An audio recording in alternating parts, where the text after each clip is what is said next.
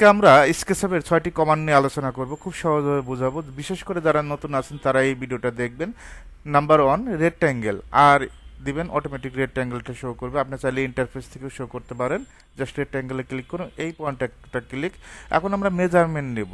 আমরা চাচ্ছি একদিকে 100 ফিট। কত ফিট? 100 ফিট ফিট দিবেন, অবশ্যই কমা, আর একদিকেও 100 ফিট দিয়ে দিবেন, ইন্টার দিবেন। অটোমেটিকভাবে 100 ফিট বাই 100 ফিট একটা বক্স ড্র হয়ে যাবে।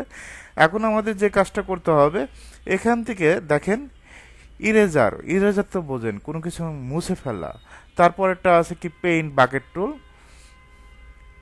এখন আমরা নাম্বার 2, সিলেক্ট টুল। মানে কোনো অবজেক্টকে সিলেক্ট করার জন্য অবশ্যই সিলেক্ট করতে হবে সিলেক্ট টুলসে, এটা আশা করি বুঝতে পারছেন। নাম্বার 3, পেইন্ট বাকেট টুল। এটার সাহায্যে কোনো অবজেক্টকে আপনি কালার টালার দিতে পারবেন, যে কোনো কালার এখান থেকে জাস্ট ক্লিক করবেন, পেইন্ট বাকেট টুলের মাধ্যমে চেঞ্জ হবে।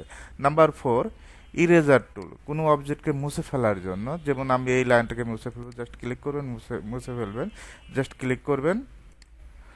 Number 5, line. লাইনের সাহায্যে এই অবজেক্ট খুব সুন্দরভাবে জয়েন দিতে পারবেন এইভাবে। তারপর পেইন্ট বাকেটের সাহায্যে সুন্দরভাবে কালার দিতে পারবেন। এখন আমরা চাচ্ছি লাইন যে আমরা আলাদাভাবে অবজেক্ট ড্র করব, সেটাও সম্ভব। এই পয়েন্ট, এই পয়েন্ট, এই পয়েন্ট, এই পয়েন্ট। জাস্ট আমরা স্কিপ দিব, পেইন্ট বাকেটের মাধ্যমে কালারটা দিয়ে দিব। তারপর আমরা number 6, free hand. Free hand তো আশা করি বুঝতেই পারছেন। আপনার জাস্ট মাউসের লেফটে চাপ দিয়ে ধরবেন, এইভাবে সুন্দরভাবে ড্র করতে পারবেন। আপনি যে কোনো অবজেক্ট ড্র করতে পারবেন, জাস্ট কালারটা অটোমেটিকভাবে সে নিয়ে নেবে।